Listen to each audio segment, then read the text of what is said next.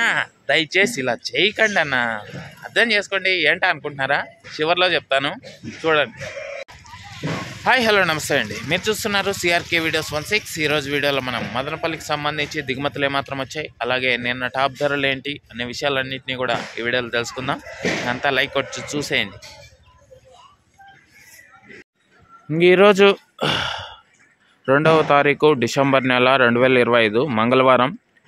ఇంకా ఈరోజు మదనపల్లిలో దిగుమతులు చూసుకున్నట్లయితే దిగుమతులు అనేటివి ఈరోజు అన్ని మండీల్లో కూడా ఈరోజు కూడా మళ్ళీ తగ్గాయండి నిన్నటితో పోల్చుకుంటే. ఇంకా ఓవరాల్గా చెప్పాల్సి వస్తే ఇవాళ దిగుమతి అనేది నిన్నటితో పోల్చుకుంటే మళ్ళీ ఒక 20% పైనే తగ్గినట్లయితే కనబడుతోంది. ఓవరాల్గా చెప్పాలంటే నిన్నే చాలా తగ్గింది, ఈరోజు మళ్ళీ తగ్గింది.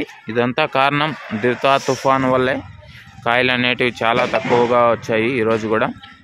ఇంకా నిన్న టాప్ ధరల విషయానికి వచ్చినట్లయితే మదనపల్లిలో నిన్న టాప్ రేట్ 1100 రూపాయలు అయితే టాప్ పడిందండి.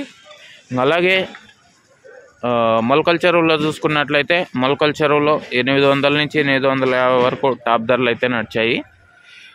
అలాగే మీకు ఒక విషయం చెప్పాలి, మదనపల్లిలో జాక్పాట్ లేకుండానే ఈ ధరలు అయితే కొనసాగుతున్నాయండి. అలాగే వేలంపాట్లో ఎంత అయితే పాడుతున్నారో అంతా కూడా రైతుకైతే రాయడం అయితే జరుగుతుంది. అలాగే ద్విత్వా తుఫాను చూడండి, గత 3-4 రోజులుగా సూర్యుడు అనే వాడే కనబడకుండా మేఘాలు అయితే ఫుల్ కమ్మేశాయి, చినుకులు రాలుతూనే ఉన్నాయి.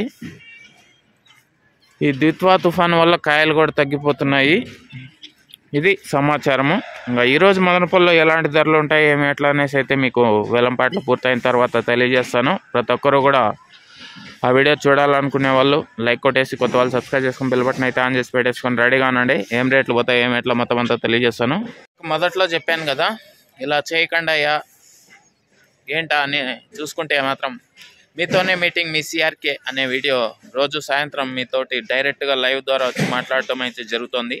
సో అక్కడ కొంతమంది రైతన్నలు నెగిటివ్గా కామెంట్లు అయితే చేయడానికి అయితే చూస్తున్నారు. సో దయచేసి అర్థం చేసుకోండి.